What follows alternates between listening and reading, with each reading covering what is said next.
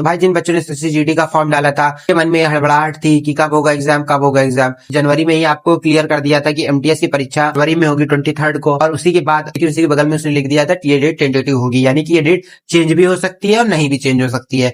तो जितने भी एसएससी जीडी वाले बच्चे थे वो तो मतलब घबराहट में रहेगा कि भैया सिर्फ 1 महीना हमें पढ़ने के लिए मिला है, दिसंबर में फॉर्म स्टार्ट हुए थे जनवरी, और तो हाला मोटा मोटी 1 ही महीना, तो इसमें हम क्या करें, प्रैक्टिस करें, मॉक टेस्ट करें, या फिर अपना सिलेबस रिवीजन करें।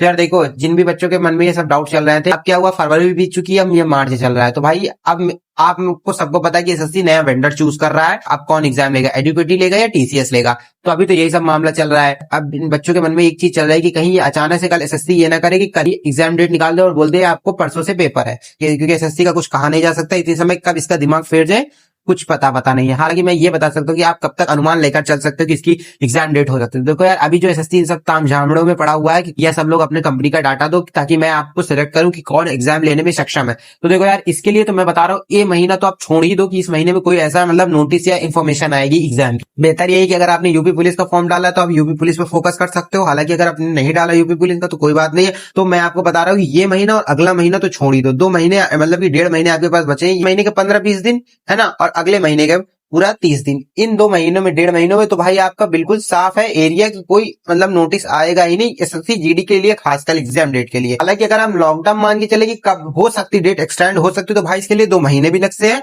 यहाँ तक कि 4 महीने भी लग सकते हैं। क्योंकि देखो यार, नए वेंडर को चूज करने में वो क्या करेगा, सभी चीजें छानबीन करेगा कि पिछले साल कैसे एग्जाम पेपर होते हुए आ रहे हैं। तो भाई सब में टाइम बहुत ज्यादा लगता है। आप 2 महीने तो सेफ हो अपने एग्जाम में। अगर आपने प्रैक्टिस अगर अधूरी छोड़ रखी तो आप पूरा करके 2 महीने में कवर कर लीजिए। लेकिन 2 महीने बाद अगर आप सोच रहे हो कि मैं फिर जब नोटिस आएगा तब मैं अपनी प्रैक्टिस सेट्स लगाऊंगा और भी जो भी सारे काम है वो करूंगा, तो भैया फिर मुझे लगता है हड़बड़ाहट में एसएससी क्या करेगा कि 3 दिन पहले ही नोटिस निकालेगा रेलवे की तरह कि भैया इस दिन एग्जाम है और आज ये लो नोटिस लो। वैसा रेलवे की तरह ये भी एसएससी कर सकता है, क्योंकि देखो यार, कंपटीशन तो सब में लगा रहता है कि रेलवे ज्यादा बेटर है एसएससी, तो एसएससी ऐसा कर सकता है, हम एसएससी का कुछ भरोसा नहीं है। तो बेहतर ये है कि आप अपनी डेट को अनुमानित मान के चलिए, 1 से 1.5 महीने है आपके पास, इससे ज्यादा और समय नहीं है। तो एसएससी जीडी वाले छात्रों के लिए बस यही इंफॉर्मेशन थी। तो मिलता है आपसे अगली वीडियो में।